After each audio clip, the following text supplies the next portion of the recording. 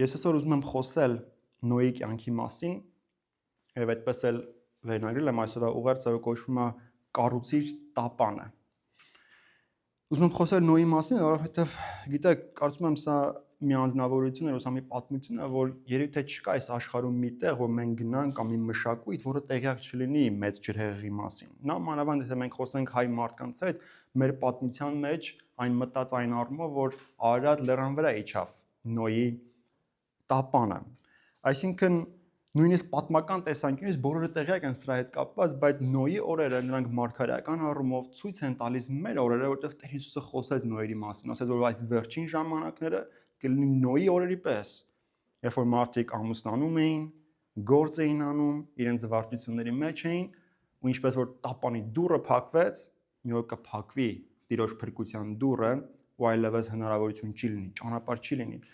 Եվ այնքան կարևորված էր Նոյի օրերը իրականում, որ նույնիսկ Պետրոսը իր թղթերի մեջ 3 անգամ շեշտադրում անում Նոյի օրերի հետ կապված, խոսելով ինչպես էր մկրտության խորհուրդը նկարագրված ջրհեղեղի մեջ ու մնացած առումները մենք անդրադառնանք, բայց Նոյի օրերը շատ կարևոր ժամանակաշրջան էին մեր օրերի հետ կապված, որպես զուգահեռ, որ մենք կարիք ունենք հասկանալու ինչ էր կատարվում այն ժամանակ։ Եվ ես կարդամ հենց 6-րդ գլխից առաջին խոսքից ասված է, երբ մարդիկ երկրի վրա, սա ծննդոց գիրքն է, երբ մարդիկ երկրի վրա շատանալ սկսեցին ու իրենց աղջիկներ ծնեցին, Աստծո որդները մարդկանց աղջիկների գեղեցիկ լինելը տեսնելով, իրենց ընտրածներից իրենց կանայք առան, եւ Տերն ասաց, իմ հոգիս միշտ մարդու վրա պիտի չմնա, որովհետեւ նա մարմին է, բայց նրա օրերը 120 տարի լինեն։ Այն օրերում երկրի մեջ հսկաներ կային, այնտեղից հետո էր, երբ Աստծո որդները մարդկանց աղջիկներին էին մտնում, որոնք նրանց զավակներ էին ծնում, սրանք հնից ի վեր զորավոր եւ անվանի մարդիկ էին։ Շատ հետաքրքիր հատված է իրականում այս հատվածը, որովհետեւ պարզվում է, որ այս Աստծո որդներ կոչվածը սրանք ընկած հրեշտակներ էին, ովքեր մարմնային ձև էին ընդունում, մարդու ձև, ու գալով սեռական փոխհարաբերություն էին ունենում կանանց հետ, աղջիկների հետ, մարդկանց հետ, այսինքն նրանցից ծնվում էին կիսամարդ, կիսահրեշտակ, ինչ որ կերպարներ կամ կիսաստվածներ, այսպես անվանենք։ Այսինքն նրանք հսկաներ էին, անվանի մարդիկ էին, գերբնական ինչ որ ուժերով օժտված էին, ու նաև դերեկտինիսն սրա հետ կապված խոսում է, ասում է, որ դիցաբանությունների մեջ, երբ որ մենք տեսնում ենք այդ կիսաստվածների հետ կապված, որ բանակա չէ, որ կիսով մարդ է, կիսով աստված է, որտեղից է առաջացել, հենց այստեղից է առաջացել, այսինքն դա ուղղակի մարդու երևակայություն չի եղել, որ խոսացել են, չնեմ, Զևսի որդին եկավ, ինչ որ աղջկա հետ ամուսնացա, այսինքն երբ որ տես բաներ էին խոսում, որտեղից էր եկել, իսկական այդ հրեշտակները եկել էին ու մարդկանց հետ խառնվել էին։ Դրա համար էլ նաև կան շինություններ, ինչպիսին օրինակ Եգիպտոսի բուրգերն է, որ մինչև այսօր ոչ մեկ չի կարողանում հասկանալ ինչպես կարող էին մարդիկ այդքան 1000 տարի առաջ կառուցած լինեին բուրգերը։ Ինչի չեն հասկանում, որտեղ մարդկային կարողություններով անհնարին է։ Այսօրվա տեխնիկայով որ ասես տենց բաներ է, միգուցե չկարողանան սարքել։ Ոնց էին կարողացել, շատ հնարավոր է, որ այս հսկաները, որոնք անհասկանալի ուժի տեր մարդիկ էին, նաև միգուցե ինտելեկտի, կարողացել էին այդ շինարարությունները իրականացնեին։ Բայց ինչ եղավ, որ Աստված տեսավ, որ այսպիսի իրավիճակ կա, ասեց, որ մարդու օրերը կդարձնեմ 120 տարի։ Միջև այս բան մարդիկ միջև 1000 տարի ապրում էին։ Ինչի այդպես արեց, որովհետև հասկացա, որ եթե ես թույլ տամ այս մարդիկ 1000 տարի ապրեն, ինչքան ավելի չարություն կգործեն, ավելի լավ է ես կրճատեմ նրանց տարիները։ Եվ 5-րդ խոսքում արդեն ասում է, եւ Տերը երբ տեսավ, որ մարդկանց չարությունը երկրի վրայից շատանում է, եւ նրանց սրտի խորհուրդները բոլոր գաղափարները չար էին ամեն օր, Տերը երկրի մարդ ստեղծելուց զղջաց ու իր սրտի մեջ տրտմեց, եւ Տերն ասաց, երկրի վրայից պիտի ջնջեմ, ինչ որ ստեղծեցի, մարդուց միջև անասունները եւ սողունները ու երկնքի թռչունները, որովհետեւ նրանք ստեղծելուց զղջում եմ։ Եվ 8-րդ խոսքը ինչ հետաքրքիր է, ասում է, բայց Նոյը Տիրոջ առջև շնորհ գտավ։ Տերը զղջաց, որ մարդուն ստեղծեց ու որոշեց ամեն բան ոչնչացնի, բայց կար մի մարդ, որ Տիրոջ առաջին շնորհ գտավ։ Գիտեք, Տերը այսօր էլ որոշել է, որ ամեն բան ոչնչացնելու է, այնպես չի, որ այս որոշումը փոխվել է, գիտես, բայց մի հատ հետաքրքիր բայց կա, բայց մենք Տիրոջ առաջին շնորհ գտանք, որովհետև մենք արժան չէինք, որ Տերը մեզ գար ու հանդիպեր, բայց շնորհ գտանք, որ Տիրոջ զոհի հաշվին Տերը որոշեց մեր կյանքերը պահի հավիտենական կորստից։ Ինչն է հետաքրքիր, որ մենք այստեղ որ տեսնում ենք Նոյին, որ Աստված զղջաց ու հիմա գիտենք հեսա հաջորդ խոսքում Նոյից սկսեց խոսալ, միգուցե մտածենք, որ սա պատահականություն է, ու Տերը չէր զգուշացրել ոչ մեկին, որ այսպիսի բան պիտի տեղի ունենա։ Բայց ես ձեզ ասեմ, այդպես չի։ Աստված ասում է Սաղմոսներում, ես իմ սիրելիներից չեմ թաքցնում իմ ծածուկ բաները, իմ գաղտնիքները։ Հիշում եք ինչպես երբ որ Աստված եկավ որ ոչնչացնի Սոդոմն ու Գոմորը, Աբրամին հանդիպեց, չէ՞, այնտեղ խոսակցություն ունեցան Իսահակի ծնունդի հետ կապված, Աստված շրջվեց որ գնա, ասում 1 րոպե։ Ես կարող եմ ծածուկ բան պահեմ Աբրամի իմ ծառայիցս։ Ետ դարձավ ասում Աբրամ, գնալու եմ ոչնչացնեմ։ Աբրամը խնդրեց Ղովտի համար, որ ինչ կլինի, չէ՞, Ղովտին պահի։ Աստված ոչինչ ծածուկ չի պահում գալիքի հետ կապված իր ծառաների, երբ որ մենք լինենք մարդիկ, որ իսկապես Աստծո առաջին քայլում ենք արդարության ու ճշմարտության մեջ, Աստված գալիք բաները կխոսի մեզ հետ։ Ու մենք որպեսզի հասկանանք ինչ էր տեղի ունեցել, մենք հիմա կկարդանք 5-րդ գլուխը, մի գլուխ առաջ։ Ու միգուցե դուք այս գլուխը կարդալուց միշտ մտածել եք, որ սա շատ ձանձրալի տեղ է, ինչու ընդհանրապես Աստվածաշնչում sense բաներ գրած լինում, ծննդաբանություններ է, որ գրած է, այսինչը ծնեց, այսինչին այսքան տարի ապրեց, մեռավ, այդքան, չէ։ Միշտ որ հասնում ենք այդքան տեղերը, միգուցե թռնում ենք մտածելով, որ անիմաստ ինֆորմացիա է, սա ինչ կապ ունի ով ում ծնեց, չէ։ Բայց երբ որ ուշադիր կարդանք ինչա գրած, կպարզվի, որ ջրհեղից 969 տարի առաջ Ենովքը մարգարեացել էր, որ պիտի ջրհեղեղ լինի։ Եկեք գնանք 5-րդ գլխի 21-րդ խոսքից, ես սկզբից եթե կարդակ կտեսնեք, որ ասում Ադամը ծնեց Սեթին, Սեթը ծնեց Ենովսին, Ենովսը Կայնանին, մի խոսքով, հետո Մաղիելին, Հարեդին, Հարեդը ծնեց Ենովքին, Ենովքը արդեն 7-րդ սերունդն է Ադամից հետո որ գալիս է։ Ասում է Ենովքը 65 տարի ապրեց ու ծնեց Մաթուսաղային։ Ենովքը Մաթուսաղայի ծնվելուց հետո 300 տարի Աստծո հետ քայլեց եւ տղաներ ու աղջիկներ ծնեց։ Ենովքի բոլոր օրերը 365 տարի եղան։ Ենովքը Աստծո հետ քայլում էր եւ չէր գտնվում, քանզի Աստված առավ նրան։ Այս Ենովքը այնքան զարմանալի անձնավորություն էր իր փոխհարաբերության հետ կապված Աստծո հետ, որ միգուցե մենք շատ լավ գիտենք Եղիայի պատմությունը, Աստված Եղիային վերցրեց կառքով հրեղեն դեպի երկինք ու Եղիան մահ չտեսավ։ Բայց միջև Եղիայի հետ այդպիսի բան կլիներ, Ենովքն էր եղել առաջին մարդը, գոնե թե որ գրված է նրա մասին, որ Աստված ֆիզիկապես այդ մարդուն վերցրել է երկինք ու ինքը չի մահացել երկրի վրա։ Ենովքը ունի շատ լուրջ մարգարեություններ, որոնք նաև նշվում է Հուդայի գրքում դրա հետ կապված։ Բայց այս մարդը պարզվում է, որքան որ Աստծո այդքան մտերիմ էր, Աստված հայտնել էր ջրհեղեղի հետ կապված։ Հիմա կասեք ինչով է հայտնած եղել։ Մաթուսաղը անունը, որ ինքը դնում է իր որդոնը Մաթուսաղը, թարգմանվում է այսպես. նրա մահով կգա։ Հիմա այստեղ որ մենք շարունակությունը կարդում ենք, արդեն գրած է Մաթուսաղան 187 տարի ապրեց ու ծնեց Ղամեքը, հետո ասում է Մաթուսաղան Ղամեքին ծնեց, հետո 782 տարի ապրեց ու տղաներ ու աղջիկներ ծնեց, Մաթուսաղայի բոլորը իր 969 տարի եղան ու մեռավ։ Հիմա ասում է Ղամեքը 182 տարի ապրեց ու որդի ծնեց եւ նրա անունը Նոյ դրեցին, ասելով. Սա մեզ պիտի հանգստացնի մեր գործերից ու մեր ձեռքերի աշխատությունից, որ Տիրոջ անիծած երկրի պատճառով կրում ենք։ Այսինքն Նոյը Մաթուսաղայի թոռն է ու հիմա Մաթուսաղայի տղան Ղամեքը, էլի մարգարեական բան ասում է, այս մարդու ձեռով Աստված հանգստացնելու է այս երկիրը, այս ամեն ինչը որ անիծված է։ Հիմա նայեք, ասում է Ղամեքը Նոյին ծնելուց հետո 595 տարի ապրեց եւ տղաներ ու աղջիկներ ծնեց։ Ղամեքի բոլոր օրերը 777 տարի եղան ու մեռավ։ Ասում է Նոյը 500 տարեկան եղավ ու արդեն ծնեց Սեմին, Քամին ու Հաբեթին։ Հիմա այսքան որ կարդացինք, միգուցե տպավորություն լինի, որ անիմաստ ինֆորմացիաներ էր sense երիտևից գրած, չէ։ Ես սա դրել եմ սլայդի վրա, որպեսզի հեշտ լինի այդ մաթեմատիկան տեսնել։ Եթե գնանք հաջորդ էջին, որպեսզի տեսնենք ինչ եղավ։ Մաթուսաղան 187 տարի ապրեց, ծնեց Ղամեքին։ Ղամեքը 182 տարի ապրեց, ծնեց Նոյին։ Նոյը 600 տարեկան էր, երբ որ ջրհեղեղը եղավ։ 187 գումարած 182 գումարած 600 հավասար է 969 տարի։ Այսինքն Մաթուսաղայի ծնունդից մինչև ջրհեղեղ 969 տարի է, չէ՞։ Ինչ էր մարգարեացել Ենովքը, ասել էր այս երեխու մահով կգա։ Մաթուսաղան մահացավ 969 տարեկանում։ Մաթուսաղան մահանում է ու ջրհեղեղը տեղի է ունենում։ Դուք պատկերացնում եք, գրեթե 1000 տարի առաջ Ենովքը մարգարեացել էր, որ ջրհեղեղը տեղի ունենալու։ Այսինքն այն մարդիկ, ովքեր Աստծո հետ են ապրում, իրենց համար ոչ մի բան չպետք է նոր լինի։ Գիտես չպետք է Հիսուսը իջնի երկրորդ անգամ մենք ասենք ոնց sense բան պետք է տեղի ունենար, բա մենք չգիտեինք։ Չէ, Տեր Հիսուսն ասում է, եթե քննեք ժամանակները, կհասկանաք, որ ժամանակների մեջ եք ապրում։ Գիտես, մենք ապրում ենք այդ վերջին ժամանակների մեջ։ Դեմեր թողոր լինենք մարդիկ, որ մարգարեությունները կարդալով ոչ թե գալիս հասնում է 969-րդ տարին ու մեկ էլ հանկարծակի են գալիս, այլ լինենք մարդիկ, որ գիտեն, որ շուտով գալու է այդ օրը։ Ամեն։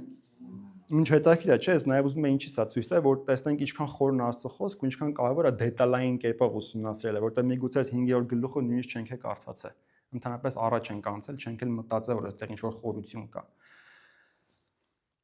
Հետ գանք 6-րդ գլուխ։ Հիմա 9-րդ խոսքում ասում է. «Սա է Նոյի պատմությունը, Նոյի իր դարի մարդկանց մեջ արդար ու կատարյալ մարդ էր, ու Նոյն Աստծո հետ քայլեց։ Նոյը ծնեց 3 որդի՝ Սեմը, Քամը ու Հաբեթը։ Երկիրն Աստծո առջև ապականվեց եւ անիրավությամբ լցվեց, եւ Աստված երկրի վրա նայեց եւ ահա ապականված էր, որովհետեւ երկրի վրա ամեն մարդ իր ճանապարհը ապականել էր։ Եվ Աստված ասում է Նոյին. բոլոր մարմինների վերջը հասել է իմ առջևս, քանզի երկիրը նրանց միջոցով անիրավությամբ լցվեց, ուստի նրանց երկրից պիտի ավերեմ»։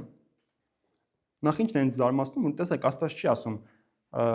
բոլոր մարդկանց պիտի ոչնչացնեն, որովհետև իրանց անօրենությունը լցվել է իմ առջևս, ասում է բոլոր մարմինները, ու նաև ես այն ինչին եմ կապում, որ ինչ էր ասում մարմինները, որովհետև այդ հսկաները մնացած այդ էակները, որ ստեղծվել էին, սրանք մարդիկ չէին, որ Աստված ասել է մարդկանց պիտի ոչնչացնեմ։ Ասում է բոլոր մարմինները պիտի ոչնչացնեմ։ Այսինքն ինչ-որ մարմին ունեցող բաներ էին, որոնք մարդ չէին Աստծո առաջին։ Դրա համար ինքը ավելի ընդարձակ տերմին է օգտագործում, ոչ թե մարդ բառը։ Հիմա ինչ է ասում Աստված, ինչ պիտի անի։ Ասում է դու քեզ խժաբեր փայտից տապան շինիր, տապանի մեջ խորշեր շինիր, այն ներսից ու դրսից դյութով ծեփիր, այս ձևով շինիր այն։ Տապանի երկայնությունը 300 կանգուն, լայնությունը 50 կանգուն, բարձրությունը 30 կանգուն լինի, տապանին լուսամուտ արա, ու այն 1 կանգունի չափով ասում է ներքև իջացրու վերևից, ու տապանի դուռը մի կողմից դիր։ Ներքնատունով, միջատունով ու վերնատունով շինիր այն։ Եվ ասում է հա երկրի ջրհեղեղ պիտի բերեմ երկնքի տակ կենդանության շունչ ունեցող բոլոր մարմինները կորցնելու համար։ Ինչ է մեզ հատվածը սենց դետալային կարդում Աստված ինչ էր ասեց։ Ինչն է հետաքրքիր, որ երբ որ Աստված որոշել էր, որ ամեն բան պիտի ոչնչացնի, միթե Աստված այլ ձև չուներ սա անելու, միայն ջրհեղներ, որ կարող էր բերել։ Ավելի հեշտ ձև կար, չէ՞։ Հեշտ ձևը սա էր։ Ուղարկի մի հրեշտակ, մահվան հրեշտակ, որը կգա ու բոլորին կսպանի ուղարկի։ Մենք այդ դեպքը գիտենք, որ տեղի ունեցավ, երբ որ արդեն ելիցի մեջ Մովսեսին ասաց, որ կվերցնեք մի գառնու, կպահեք, չէ, կմորթեք ու այդ արյունը կգցեք դռանդիկների վրա եւ մահվան հրեշտակը կանցնի ու այն ընտանիքը, որը որ չի ունենա գառնու արյունը կսած դռների վրա, մահվան հրեշտակը կմտնի այդ տուն ու Անդրյանի երեխաներին, այսինքն առաջնածին տղաներին կսպանի։ Այսինքն Աստված ուղղակի կարող էր մի հատ հրեշտակ ուղարկել, ով կմտներ, կանցներ, ասենց ասեմ, քաղաք է քաղաք ու բոլորին կկոտորեր, չէ։ Բայց ինչն է հետաքրքիր, որ այդ դեպքում Նոյի փրկությունը կախված չէր լինի հավատքից։ Նոյը ուղղակի կփրկվեր, որովհետև ճիշտ ձևով էր ապրել մարդկային տեսանկյունից, վարքի տեսանկյունից, չէ, որովհետև ասում է Աստծո առաջին դարի մեջ կատարյալ մարդ էր։ Բայց արի ու տես որ Աստված Նոյին ոչ թե փրկում է իր գործերի հաշվին, որ Նոյ դու արդար կերպով ես ապրում։ Աստված Նոյին կրկին դեռ հին ուխտի մեջ, դեռ ուխտն էլ չկա հին ուխտը, որպես այդպեսին, ինչով է փրկում հավատքով։ Որտեղ Նոյը պիտի հավատար, որ այն ինչը որ Աստված իրեն ասում է ճշմարտություն է,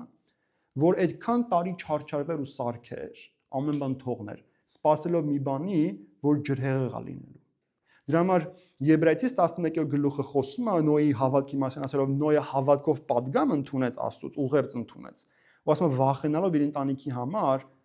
տապանը կառուցեց։ Ինչպես որ Աբրահամը հավատքով արդարացավ Աստծո առաջին, այդպես էլ ինչով արդարացավ ու փրկվեց Նոյը դեռ այն ժամանակ։ Հավատքի միջոցով։ Սրանից մենք էլ, եթե մեր կյանքերում մտածում ենք, որ հավատքը ուղղակի սա է, որ ես դե Աստծուն գիտեմ, լավ կյանքով եմ ապրում, դա բավական չի։ Նոյը գիտեր Աստծուն ճիշտ ձևով էր ապրում, բայց Աստված ինչի հաշվին փրկեց հավատքի, որ հավատ, որը գործ ունի իր մեջ։ Դա համար Հակոբոսն ասում էր, եթե դու ասում ես ես հավատք ունեմ, բայց քո հավատքը գործ չունի, դա մեռած հավատք է, դա քեզ չի կարող տանի փրկության։ Հավատքը, որը փրկություն է բերում մարդու կյանքում, այն ունի նաև գործ իր մեջ ներառված։ Որն էր հավատքի գործը Նոյի կյանքում։ Կառուցիր տապանը Նոյ։ Ինչ է կարծում սա մեկ օրվա գործ էր, երկու օրվա գործ, մի տարվա գործ։ Ըստ հրեական աղբյուրների ու նաև հաշվարկների մոտավորապես որ ուզում են հասկանալ ինչքան է տևել, Նոյը 500 տարեկան էր, որդիներ ունեցավ, 600 տարեկան էր, երբ որ ջրհեղեղը եղավ, ըստ հաշվարկների պետք է որ 50-ից 75 տարի տևած լինի տապանի կառուցումը։ 50-ից 75 տարի։ Ու ինչն է հետաքրքիր, որ երբ որ մարդը կրկին Աստծո դեմ չարություններ գործում, Աստված նորից իջացրեց, չէ՞, մարդու կյանքի տարիները։ Ասեց մարդը այլևս ոչ թե հիմա 120 կապրի, այլ կապրի 70, զորությունով 80։ Տեսեք, 50-ից 75 տարին, որ տապանը կառուցել է, այսօր մեր կյանքի երկարությունն է։ Ու ես կարծում եմ սա էլի պատահականություն չի։ Տապանը կառուցելը մեր կյանքերում այսօր այն ամբողջ կյանքի process-ը։ Այն մի օրվա process չի, երկու օրվա process չի, մի տարվա process չի։ Տապանը, որ մենք կառուցում ենք, այն մեր ամբողջ կյանքի ընթացքի process-ը։ Ու դու կասես, ի՞նչ է տապանը այսօր մեր կյանքերում, չէ՞։ Ո՞րն է այն տապանը, որտեղ մարդը մտնելով փրկություն է գտնում, երբ որ այս աշխարհի ջրերը սկսում են հավաքվել։ Ես կասեմ, որ տապանի խորհուրդը այսօր այն Աստծո եկեղեցին է, որովհետև Տեր Հիսուսին երբ որ ցույց էին տալիս տաճարը, որ Սողոմոնն էր կառուցել, ասում էին, տես ինչ գեղեցիկ է, Տեր Հիսուսը եթե կիշեք ասեց, քանդեք ու 3 օրից այն կկառուցեմ, ու ձեռ էին առնում, ասում էին 46 տարում է Սողոմոնը կառուցել, ու դու 3 օրում պիտի կառուցես, չհասկանալը, որ իր մարմնի մասն էր խոսում, որ 3-րդ օրը հարություն առնելով կառուցես, ճիշտ է։ Ու ինչ ասեց Տեր Հիսուսը Պետրոսին. Պետրոս, ես կկառուցեմ իմ եկեղեցին ու դժոխքի դռները չեն հաղթի նրան։ Ոչ թե ես կփրկեմ մի մարդու ու ինքը այնքան զորավոր կլինի, որ այս աշխարհի ջրերը կգան, կամ այս դժոխքի դռները կգան ու չեն հաղթի, չէ, ես իմ եկեղեցին կկառուցեմ։ Մեկ այլ խոսքով ես իմ տապանը կկառուցեմ, որտեղ կդնեմ անհատների, ովքեր կլինեն հենց այդ տապանի շինանյութերը, sense քարերը, ու այդ տապանին չի հաղթի։ Այդ ջրերը երբ որ գային, Նոյին կվերցնեին ու կտանեին, Նոյից ոչ մի բան չէր մնա։ Նոյը որպեսզի կարողանար փրկություն գտնել, որտեղ պիտի լիներ, տապանի մեջ պետք է լիներ։ Տեսեք, փրկությունը ոչ թե տապանի մեջ է, այլ ապահով է տապանի մեջ լինելը։ Իհարկե մարդը անհատական ձևով է փրկվում, բայց երբ որ փրկվում է Աստված ուր է առաջնորդում դեպի տապանի մեջ, որտեղ Հիսուսն ասել է ես գալու եմ իմ հարս եկեղեցու հետևից։ Չէ՞, Աստված հետաքրիր է անհատական ձևով չէր խոսում, ասում էր ես գալուս եմ իմ հարսի հետևից, ու ինչ էր ասում Հայտնության գիրքը, ասում էր հարսը եւ հոգին են ասում Տեր Հիսուս արի։ Ոչ թե հավատացյալ անհատներն են ասում Տեր Հիսուս արի, այլ հարսը ու հոգին են ասում, ով է հարսը։ Հարսը ես ու դու ենք։ Այսինքն ինչ մենք պիտի անենք այս օրինակին նայելով, լինելով Նոյի օրերի մեջ։ Մենք պիտի Նոյի պես կառուցենք Աստծո տապանը։ Նոյը ո՞նց կառուցեց Աստծո տապանը մենակով։ Նոյը իր ամբողջ ընտանիքով կառուցեց։ Այսինքն Նոյը պիտի Աստծուց այդ խոսքը ընդուներ, գար իր տղաներին, կնոջը, հարսներին, ասեր իմ հետ Աստված խոսացել է։ Աստված ջրհեղեղ է բերելու, ոչնչացնելու է բոլորին, որովհետեւ մենք փրկվենք, Տիրոջ տապանը պիտի կառուցենք։ Ու գիտես, միգուցե դա հեշտ խոսակցություն չէր։ Միգուցե առաջին անգամ, երբ որ լսեցին, որդները ասում էին՝ «Պապ, դու ցնդել ես»։ Մի քիչ շատ ես խորացել քո փոխհարաբերության մեջ Աստծո հետ։ Չէ, երբ որ մարդը ապաշխարում ու գալուս է Աստծուն, բոլորը օքեյ են ասած այնքան ժամանակ, մինչև մարդը սկսում է օրինակ ներգրավել եկեղեցական ծառայության մեջ, ավելի խորն է գնում, չէ, որոշում է այդ տապանի մեջ մի հատ փեդի գտորել ինքը վերցնի տանի, մի հատ զութել ինքը քսի այդ պատի վրա, չէ, որտեղ արդեն ասում են ոնց որ դու շատ ես խորացել։ Բայց ինչ պիտի անել այս մարդը պետք է չհանձնվեր ու իր ամբողջ ընտանիքին պիտի ասել, թե դուք ուզում եք մենք ընտանիքով փրկվենք, մենք պետք է այս գործը իրար հետ անենք։ Ու այս մարդու ընտանիքը միաբանվեց։ Ես տապանի կառուցման մեջ թույլ մի տուր, որ քո ընտանիքը չլինի։ Որտեղ եթե քո ընտանիքը կառուցման մեջ չի, հետո ներսում էլ չի լինի։ Այդ փրկության տապանի մեջ չի լինի, բայց ինչքան ցավալի կլինի, չէ, եթե մենք փրկվենք ու մեր ընտանիքից լինեն անդամներ, ովքեր չփրկվեն։ Ինչքան ցավալի բան կլինի, որ մենք ամբողջ աշխարհը շահենք, այսպես ասած, բայց մեր կողքին են, մեր ամենահարազատին են, մեր միսու արյունին, sense ասած, մեր հետ չկարողանանք վերցնել երկինք։ Ինչքան ցավալի կլինի։ Դրա համար տապանի կառուցումը այն ընտանիքով է լինում։ Ու տեսեք, տապանի կառուցումը այն չի սկսում եկեղեցուց, այն սկսում է քո ընտանիքից։ Եկեղեցին սկսում է քո ընտանիքից։ Դրա համար էլ Պողոսը գրում է, որ եթե ինչ-որ մեկը պետք է եկեղեցուն վերակացու լինի, հովիվ լինի, նախ եւ առաջ թող այդ մարդը իր տան վրա կարողանա վերակացություն անի։ Թող իր տան վրա կարողանա հովիվ լինի։ Որտեղ եթե քո տանը չես կարողանում հայրություն անես, չէ՞ օրինակ, դու ինչպես պիտի Տիրոջ տան մեջ ինչ-որ մի բան անես։ Ես շատ դեպքեր եմ տեսել, որ ծառայող մարդիկ կորցնում են իրենց ընտանիքները, նույնիսկ կանայք են բաժանվում, հետո մտածում ես ինչի՞ց էս ամեն ինչը եղավ, որտեղ այդ մարդիկ տանը չէին ընդհանրապես։ Իրենք միայն եկեղեցում էին, միայն Աստծո ծառայության մեջ էին, ամեն բան մոռացել էին, որ իրենց տան վրա նախ եւ առաջ պիտի վերակացու լինեն։ Գիտես, Աստծո տունը, Աստծո եկեղեցին, Աստծո տապանը այն սկսում է քո տնից։ Քո տնից կառուցիր քո տունը իմաստությամբ։ Ու նաև ինչու ես այսպես հերթականությամբ կարդացի ինչ էր ասում Տերը։ Տեսակ որ կոնկրետ չափեր ասում, այսպես արա, այսպես արա։ Աստծո խոսքը լի է այդ չափերով մեր կյանքի համար։ Մեր ընտանիքների համար ինչպես պիտի տան կառուցվածքը լինի, որ տղամարդ օրինակ պիտի լինի տան գլուխը, չէ՞։ Որտեղ եթե դու հակառակն ես անում, կինն է դառնում տան գլուխը, դի խնդիր է առաջացնում։ Այդ նմանա որ նավը վերցնես ու հակառակ ուղղությամբ անես, կսուզվի։ Չէ՞։ Դրա համար ինչ ասած 3 հարկի պետքա լինի, այսինքն հարկեր պետքա ունենա տապանը, ինչպես որ մեր ընտանիքներում պիտի հարկեր լինի։ Մի հարկը մյուսից լավը չի, ուղղակի ամեն մեկը ինչ որ ֆունկցիա ունի իր մեջ, ու եթե դու հարկերի տեղը խառնում ես իրար, ամեն բան կարա խառնվի այդտեղ։ Ու ինչն է հետաքրքիր, որ ասես մի դուռ կսարքես։ Մի դուռ։ Ինչն է սա մեզ հիշեցնում։ Աստծո տապանը, փրկության տապանը այն մեկ դուռ ունի։ Այն Քրիստոս Հիսուսն է, որ եկավ ասաց ես եմ դուռը։ Եթե մեկ ինձանով չմտնի, նա հորս մոտ չի կարող գալ։ Այս սուտը, որ այսօր թշնամին փորձում է մեզ բոլորիս ապացուցի նա է, որ տարբեր դռներ կան։ Գիտես, մեկը դրանանը Մուհամեդը դրե, Ալլահը դրե, մյուսը ինչ որ Կրիշնա դրե, դռները շատ են, բայց տապանը մեկն է, սուտա։ Կա միայն մեկ դուռ, Քրիստոս Հիսուսը, ում մենք մտնում ենք ու ժառանգում ենք փրկությունը։ Ում հետ միասին մենք կարող ենք մտնել տապանը, չկա ուրիշ դուռ։ Եթե մեկը գա քեզ քարոզի որ կա մեկ այլ դուռ, ինչ որ անուն կհնարի այդ դռան համար։ Ասա հաջողություն։ Պողոսն ասում է այդպիսի մարդկանց բարևել չտակ։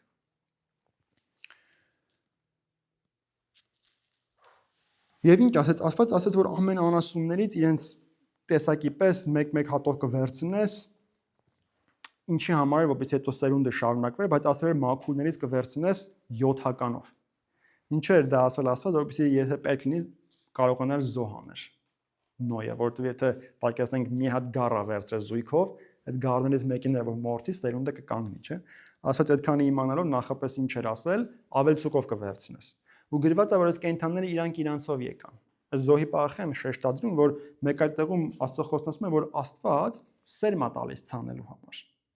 Աստված նույն կերպով գառ էր տվել մորթելու համար, նախապես հոգ էր տալել։ Գիտես, մեր կյանքում եթե մենք մտածում ենք ոչինչ չունենք, Աստծուն զոհաբերելու կլինի ֆինանս, ժամանակ, տաղանդներ կամ ինչ-որ բան, այդպիսի բան չկա։ Աստված միշտ ավելցուկով ինչ-որ բան տված ալնում մեր մոտ, որ մենք այդ տապանի կառուցման մեջ մեր ներգրավվածությունը ունենանք։ Դրա համար չմտածես, ես ինչ կարամ այդ տապանի մեջ անեմ։ Եթե մա ցենց պուճուր փուզայել ունես, որ այդ զութը կարող է քսի, դա կարևոր է։ Աստծո աչքերում դա կարևոր է։ Նոյը մենակով էս տապանը չէր կարա կառուցել։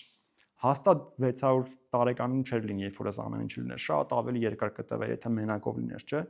Դրա համար մենք բոլորով ենք կառուցում Տիրոջ տապան ու ես գիտեմ, որ դուք այդպիսի սրտեր ունեք, որ միաբանվել ենք մենք բոլորով այս գործի մեջ, նայելով որ սա ոչ իմ տապանն է, ոչ էլ քո տապանն է, սա մեր տապանն է, սա մեր Տիրոջ տապանն է, չէ՞, ինչքան մեծ քաղցրություն կա դրա մեջ։ Ես ամեն անգամ երբ որ արտանում եմ, գիտեք, այս գիշերը մեկ անց էր որ քնեցի, որովհետև համ պետքա պատրաստվեի, համ տեղերը պետքա դնեի, այնքան ժամանակ անկեղծ ասած տանում, հետո Արսենը գիշերը արթնացավ, պապա կաթի տենց ասում արթնանում, մի խոսքով չթողեց քնեմ, սենց որ մի կերպ արտանում ես ու մտածում ես սա պետքա գանք ստեղ պետքա դասավորես, չէ, օրինակ վաղ առավոտ ժամը 7-ին պետքա թռնեմ Դալաս, ինձ գործնական բաներ կա, բայց այնց եմ արել որ չորեշաբթի 5-ին իջնեմ Բրբանկ, որ մեր movie night-ին հասնեմ երիտասարդների հետ, որ ժամը 6:30 ենք, չէ, եթե չեմ սխալվում ասել։ Նա դες ոնց ֆիզիկապես չեմ մնում արդեն մեռնես, էլի անկեղծ ասած այդ ամեն ինչի մեջ, բայց ինչն է պահում անկեղծ ասած այդ կրակը, որ դու տենում ես, որ Աստծո տան մեջ մի հատ կրակ է վառվում, ու այդ կրակի վառման ցախերը ամեն մեկս ենք։ Գիտես, որ ասում ես ես չեմ կարող այդտեղ ներկա չլինեմ։ Գիտես, մա որ չորեշաբթի օրը movie night-ին չլինեմ, կարող եմ մտածել դե լավ, ինչ է այդտեղ փոխվում, եկա այդ օրը խոսքով չեմ էլ խոսելու, չէ։ Բայց ես հասկանում եմ, որ ես իմ տեղը բաց կթողնեմ այդտեղ։ Չէ, ու այն շփում են քաղցր ընտանեկան շփումը, որ մենք ունենք, ես դրանից կկտրվեմ։ Դրա համար ինչ եմ արել, ասել եմ, չնես պետք է իջնեմ, որ հասնեմ այդ movie night-ին, համել ես ոնց որ ձեր հետ էլ ռեկլամ արեցի, էլի movie night-ով որ ով որ հա, չնայած երիտասարդները գիտեն գալու են։ Տեսեք, գրված չէ ինչքան տարի կառուցել, բայց 7-րդ գլուխը միանգամից այսպես է։ Այսինքն 22-րդ խոսքը, վերջին խոսքն է 6-րդ գլխի, ասում է եւ Նոյը արեց Աստծո իրեն բոլոր պատվիրածների պես։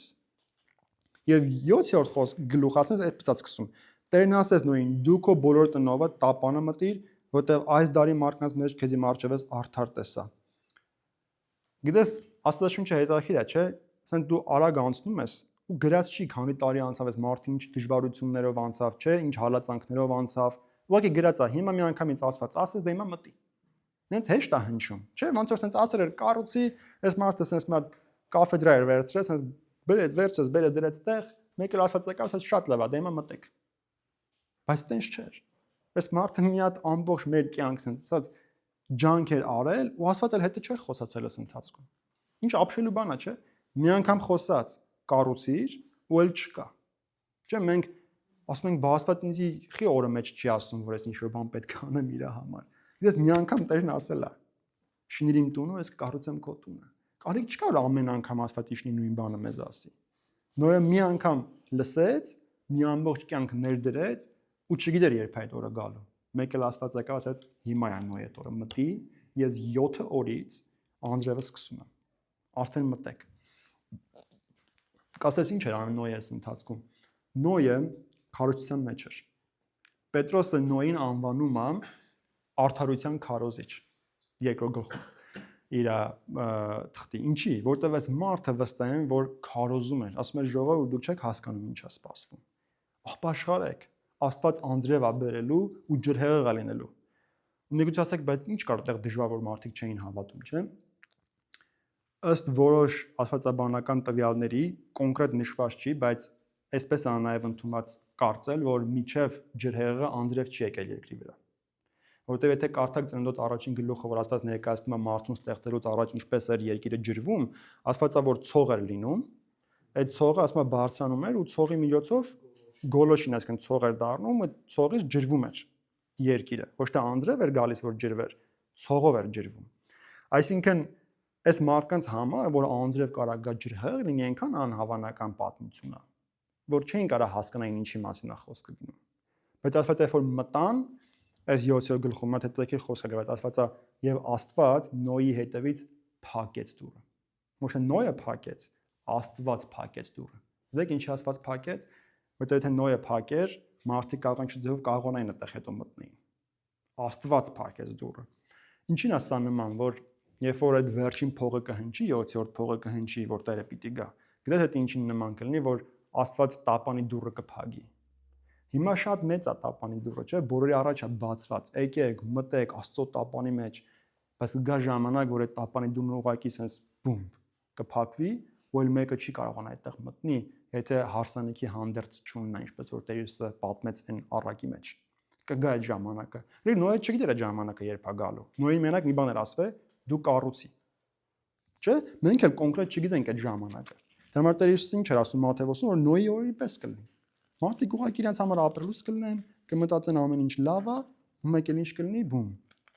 Մեկ էլ Տեր Հիսուսը եկավ։ Ուզում եմ այս պահը կարդամ, որ Պետրոսն ինչ էր ասում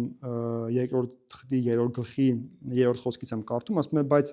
նախ սա իմեցեք, թե վերջին օրերում ծաղր անողներ պիտի գան, որոնք իրենց ցանկությունների համեմատ պիտի քայլեն եւ պիտի ասեն՝ ուր է նրա գալու խոստումը։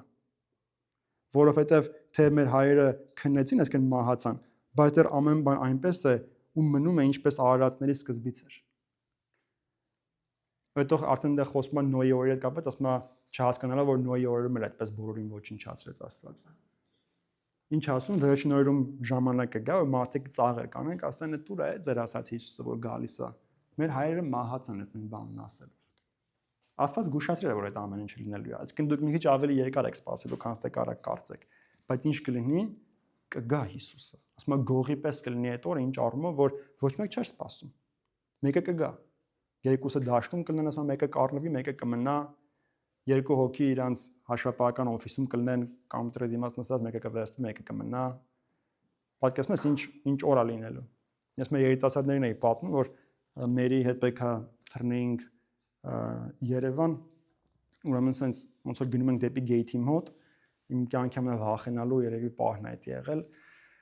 Էլենա խնդում է հիշում այդ պատմությունը։ Ուրեմն sense ոնց որ պատկերացեք գեյթը տեսնում եմ այնտեղ, որ մարդիկ sense են կանգնում, էլի։ Պետքա գնանք այնտեղ պատկերացրեք, sense ուղղակի պատտվում եմ, որ վերցնեմ ոնց որ այդ պայուսակը որ շարժվի, sense հենց մի անգամ sense վերցնում եմ ու պատտվում եմ չկա մերի։ Մի անգամից։ Ոնց որ եթե հեռացած էլ ինձանից լինի, դե գեյթը ընդեղա ինքը մենք սենց ենք գնում էլի, ինձանից պետք է սենց առաջ լինի։ Ոնց նայում եմ մերին չկա։ Ու միակ միտքը տեղ որ իմ մոտ գալիս է, այնն է, որ հափշտակությունը եղավ ուրեմն, որովհետև ես ոչ մի մարդկային բացատրություն չեմ կարող գտնել մերին ինչ եղավ մի վայրկյանվա մեջ։ Ոնց որ եթե երկար մի հատ տեղ գնամ գամ չլինի, հասնել է, բայց ուղղակի շրջվես ու հետ շրջվես չկա մարդը։ Դու մի ասա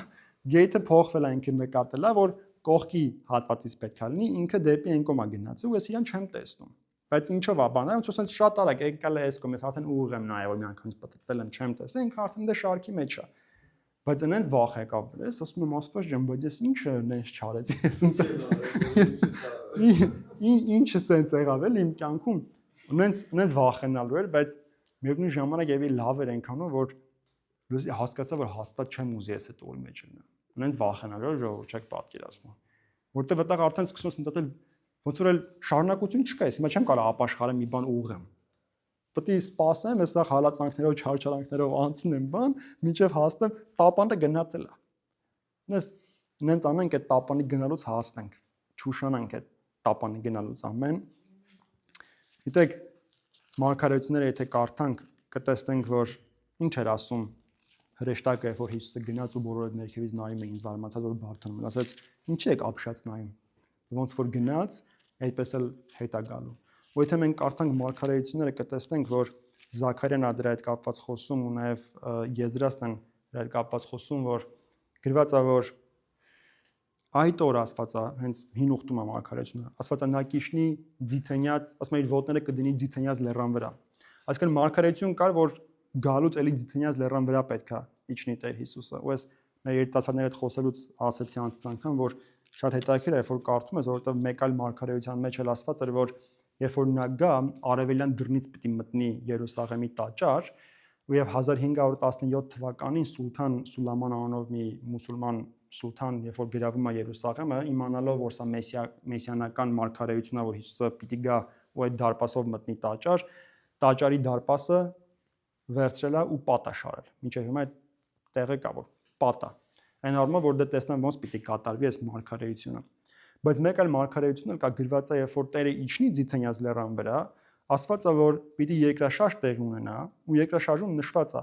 որ պիտի բաժանվի դեպի արև, հյուսիս ու հարավ։ Այսպես պիտի բաժանվի։ Տեսեք, սա տաճարն է, կներեք, սա ձիթենյաց լեռն է,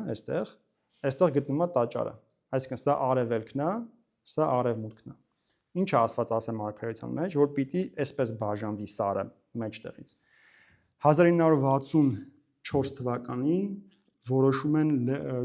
հոթել կառուցեն, ինտերկոնտինենտալ հոթելն են ուզում կառուցեն ձիթենյաց լեռան վրա, գիտեք, երբ որ պետք է նմանատիպ շինարարություններ լինի այդպիսի տեղերում, ինչ են անում, ռուսերենում ասում են գեոդեզիա, չէ, երբ որ գալիս են ու ստուգում են տարածքը, որ հասկանան երկրաշարժական գոտիների առումով այդ ինչ տեղ է գտնվում։ Գիտեք ինչա բացահայտվում, որ այդ լեռի հենց մեջտեղով գիծ է անցնում, տեկտոնային շարժման գիծ է անցնում, որը հենց այդ ձևով է անցնում, ոնց որ Աստվածաշնչի մեջ նշված է պիտի բաժանվի։ Այսինքն եթե գիծը սենց ներ, սենց կբաժանվեր, չէ։ Գիծը հենց այս սենց է անցնում լեռի մեջտեղով, ու այնպես է գնում, որ երբ որ դա լինի, այսինքն ինչ կլինի, պատը որ սարքել է այդ ոմն խելացին, կքանդվի ու Տեր Հիսուսը կմտնի։ Դրանց ոնց կարող էր հազարամյակներ առաջ մարդը իմանար, որ կարող է, որ այդտեղով է անցնում գիծը, որ եթե երկրաշարժ լինի, այդտեղից պետք է կիսվի։ Հնարավոր չի, չէ՞։ Կրկին Աստված ինչ ասում, ես իմ սիրելիներին բացում եմ իմ խոսքը։ Մեր համար բացված է գալիքը։ Մենք ուղղակի օրը չգիտենք։ Բայց եկեք լինենք Նոյի պես մարդիկ, որ երբ որ Աստծո խոսք են ընդունում, որ կառուցիր տապանը, վերցնում են այդ խոսքը հավատքով, ու ինչ են անում, մտնում են տապանի շինարարության մեջ։ Այդպես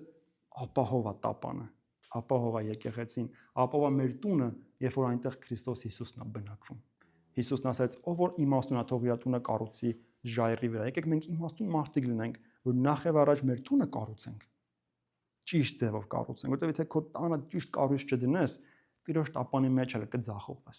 Բայց նախ եւ առաջ մեր տները ճիշտ կառուցենք, եւ հետո նաեւ տապանի շինարարության մեջ մեր գործն անենք, ու ինչ կլինի, Տերը կգա ու կասի, հիմա է օրը, ես քեզ վերցնում եմ։ Գիտես դրանից հետո գրված է, որ իհարկե 40 օր ու գիշեր Աստվածա անձրև եկավ ու ոչ միայն անձրև էր գալի, գրված է, որ ներքևից էր ջուրը դուրս գալիս, երկու կողմանի էր դա կատարվում, այնքան որ լեռները փակվեցին, ամեն ինչ ծածկվեց, որ ոչինչ չէր երևում, մի տարուց ավել այդպես եղավ, ամեն շունչ ունեցող մահացան, եւ դրանից հետո արդեն Տեր ասում է հիշեց Նոյին, իջավ ու ասաց որ մի խոսքով արդեն կիչնի ջրերը միգուցե պատմությունը գիտեք ոնց Նոյը սկզբում ագրավին ուղարկեց, հետո աղավնին ուղարկեց, չէ, ու առաջին բանը որ Նոյն արեց, երբ որ իջավ տապանից, գիտեք որն էր, Աստվածա վերցրեց այդ կենդանիներից, Աստծուն զոհ մատուցեց եւ ասում է այդ զոհի հոտը, ասում է գնաց Աստծո քթին, ասում է Աստված հոտոտեց այդ հոտը, ու ասում է հիշեց Նոյին։ Իվական ինչ Աստված այս կատաստրոֆայի մեջ մոռացել է Նոյին, մի հատ մարդ է մնացել կոպիտ ասած, ինչ են հարկում Նոյին հիշել, մարդ չի մնացել հիշելու, սա մեռել են։ Չէ՞։ Հասկանում եք, չէ՞ ինչ եմ ասում, ասենք եթե հիմա 8 միլիարդ մարդ է ապրում, որ ասենք Աստված հիշեց այդ վարդին, ոնց որ այդ 8 միլիարդից հիշեց ինձ էլի, բայց մենակ Նոյն է մնացել իր 3 տաղով, ինչ է նշանակում Աստված հիշեց Նոյին, չէ՞։ Բայց դեք ինչ ասամ ես ցույց տալի, որ մենք զոհ ենք անում Աստծո առաջին, գիտես, կլինի մեր ժամանակը, մեր կյանքի զոհերը, մեր ֆինանսական զոհերը, ինչ է դա անում, դա Աստծո առաջինն է բարձրանում որպես անուշաբեր խունկ, այն գնում է Աստծո հոտոտունքներին, ու Աստված հիշում է մեզ։ Աստված հիշեց, ասում է իջավ Նոյին, ասաց Նոյ, ես հիմա իմ ուխտն եմ արդեն դնում քո հետ սրանից հետո։ Ու իմ ուխտը էսի կլինի, որ այսպեսի բան ոչ մեկի հետ չեմ անի, ուխտից նշաններ կլինի սա, որ աղեղ կդնեմ։ Երկնակամանում դա ծիածանն էր։ Կրկին, միջև այս պահը չգիտենք, ծիածան երբևէ եղել է թե չէ, բայց ըստ նաև գիտական բացատրության այսպես է, եթե անձրև չկա, ծիածան էլ չի լինի։ Իսկ եթե միջև այդ պահը անձրև չկար, ուրեմն ծիածան էլ չէր լինում։ Դա համար ինչ ասած, այս ծիածանի նշանը սրանց տո հավիտենական նշան է, որ ամեն անգամ որ նայեմ ծիածանին, հիշեմ, որ ուխտ ունեմ մարդու հետ չոչնչացնեմ։ Դեք նաև ինչն է տակեր ամեն բան, որը որ Աստված է ստեղծում ու բարի է, չարը փորձում է դի ծռի, չէ։ Ինչն է ծիածանի նշանը այսօրվա դրությամբ։ Գեյերի, հոմոսեքսուալների ու մնացած ինչքան պելեսով սկսվող բան կա, նմանատիպ մարդկանց նշանն է։ Այսինքն այն նշանը, որին Աստված պիտի նայեր ու ասեր ես այլևս մարդուն չեմ ոչնչացնի, այդ մարդիկ վերցրեն սարքեն իրենց նշանը, որին նայելով մտածում ես Աստված երբ է ոչնչացնելու տեսնես այս մարդկանց։ Սատանան ամեն բան, որը որ բարի է, ինչ ուզում անի, ծռում է, հակառակն է սարքում։ Ու դրանից Աստված արդեն ասեց ձեր վախը կենդանների վրա լինի, Աստվածը դուք արդեն կարաք միս ուտեք։ Ես կարծում եմ միջև այս բանը մարդիկ միս չեն կերել, բուսակեր են ուղակի եղել, ու միգուցե կենդանները դրա համար չեն էլ վախենում մարդուց։ Դրա համար ասում է ձեր վախը մարդկանց, կներեք, ձեր վախը կենդանների վրա լինի։ Միայն մի բան ասում, որ միսը արյունով չուտեք, մեկ էլ մի բան է պատվիրում։ Մենք մտածում ենք 10 պատվիրաններում առաջին անգամ Աստված ասում է մարդ չսպանել, բայց այդտեղ առաջին անգամ ասում է մարդ չսպանեք։ Ով մարդ սպանի, իր արյունը այդ մարդու ձեռքերից պիտի պահանջվի, որովհետև մարդը Աստծո պատկերով է ստեղծված։ Այս կարևորությունն էլ եմ ուզում վերցնենք միջև ավարտելը, որ որն է պատճառը, որ սատանան ատում է մարդուն։ Երբ որ նայում է մարդուն, ում է տեսնում։ Աստծուն է տեսնում։ Ինքը ատում է դրա համար մարդը արարածին ամեն ինչ ուզում է անի, որ մարդու ոչնչացնի, նույնիսկ կերպարը ոչնչացնի, չէ՞։ Այսինքն ամեն ինչ անում, գնա սեռդ փոխես, ինչդ փոխես, ինչի որ աղավաղես քո իրական կերպարը, որ դու Աստծուն նման չլինես։ Սերներս Նոյը մարդ էր, որ Աստծո հետ ապրեց այնպես, որ Աստված այդ մարդուն իր ընտանիքին փրկեց։ Թող մենք լինենք մարդիկ Նոյի պես, Նոյի օրերի մեջ, որտեղ մենք Նոյի օրերի մեջ ենք ապրում։ Լինենք այնպիսի մարդիկ, որ Աստված նայի մեզ, հիշի մեզ, ասի ես այս մարդուն պիտի փրկեմ։ Գիտես, այնպիսի մարդիկ լինենք, որ մեր ընտանիքից մեկը փրկված էլ չի այս պահին։ Աստված նայի, ասի ես մի տարի ուշացնում եմ իմ գնալը, ասած ջրհեղեղը մի տարի ուշացնում եմ իր խաթր, որ իր ընկերը փրկվի, իր աղբերը փրկվի, իր քուրը փրկվի, իր ծնողը փրկվի։ Պատկերացնում ես այդպիսի մարդ լինենք, որ Աստված մեր խաթր մի քիչ ուշացնի, որ մեր շրջապատը փրկվի։ Բայց եթե մենք հոգ չանենք դրա հետ կապված, ինչ է կարծում, Աստված ինչի պիտի հոգ անի, չէ՞։ Կասի թե դու չես մտածում։ Ինչ ես ուզում, որ ես անհանգստանամ սրա հետ կապված։ Փառք Հիսուսին, այսպեսով կավարտեմ այս մտքով։ Տապանը այսօր կառուցվում է։ Գիտես մարդիկ կան, որ Հիսուս Քրիստոսի համբարձվելուց հետո վերցրեցին տապանի շինարարության նյութերը ու սկսեցին կառուցել տապանը։ Հարցը սա է, մենք կլինենք այդ տապանի կառուցման մեջ թե ոչ, որտեղ տապանը շատ մեծ է։ Դրանք ուղղակի միայն տեղական եկեղեցիները չեն, չէ՞։ Այդ տապանը ամբողջ Քրիստոսի մարմինն է։ Բայց տեղական եկեղեցին ինչի է նման, այն նման է, որ միգուցե մի բանը այդ տապանի էս դիմացի հատվածն է, մի բանը վերջի հատվածն է, մի բանը մեջտեղի հատվածն է, դա տապանը մասերից է բաղկացած, չէ՞։ Ու մենք այսօր պատիվ ունենք Աստծո տապանը կառուցելու։ Եկեք մենք ունենք որոշման մարդիկ, որ վերցնում ենք որոշում մեր մեջ, որ ես կդնեմ իմ կյանքը, կդնեմ այդ 50-ից 75 տարին, որպեսզի կառուցեմ Աստծո տապանը։ Գիտես ինչ կլինի, Տերը հավատարիմ է, Տերը հիշում է, այն ինչը մենք իր համար անում ենք, ու Տերն ասում է, եթե մեկը ինձ համար կթողի մի բան, կլինի հայր, մայր, քույր, երեխաներ, տներ, եղբայրներ, քույրեր, ինչ կանեմ, ասում է, հարյուրապատիկը կհատուցանեմ։ Գրես երբեմն դա եմ ասում նաև երիտասարդներին, ասում եմ, երբ մենք Աստծուն ենք գալիս տպավորությունով, որ միգուցե մեր ընկերներին ենք կորցնում, բայց ասում եմ, հələ շուրջդ նայիր, ինչքան հիմա ընկերներ ունենք, չէ, եղբայր քույրեր ունենք այստեղ հավաքված, մոտավորապես մի 20 հոգի մարդ ենք լինում, օրինակ չորեքշաբթի, ասում եմ, միգուցե մեկին ցավոքսետի կորցրել ենք Քրիստոսի հետ քայլելուց, բայց արետես որ արդեն 20 ունենք։ Չէ, ովքեր են այդ մարդիկ, որ ասում է հարյուրապատիկը կունենաս։ Դա ես ու դու ենք, գիտես, դեմա սիրենք իրար, ապրենք իրար հետ Քրիստոսի համար։ Ու գիտես ինչ կանենք, Աստծո փառքը կտեսնենք մեր մեջ հայտնի եղած, ու այդ փառքը որ գալիս է այնքան հաճելի է, որ այս կյանքի ցանկացած հաճույք, ցանկացած ձեռքբերում, ցանկացած ինչ-որ մի բան որ դու կարողիր ասել սա հաջողություն է, այնքան ցածր է դառնում, գիտես, մի հատ հպում Տիրոջից, մեկ հպում Տիրոջից, ու դա ավելին է քան մնացած բաները։ Դա համար Աստծո խոստում ասում է մեկ օրը քո սրահներում այն ավելին է, քան հազարներ ամբարիշների վրաների մեջ։ Դա համար Դավիթը իր ամբողջ փառքի, հարստության մեջ ինչ էր ասում, մի բան եմ խնդրում քեզանից Տեր, որ մինչև իմ կյանքից վերջին օրը քո տոնդ մեջ բնակվեմ։ Ինչքան թանկ Աստծուն, եկեք ոտքի կանգնենք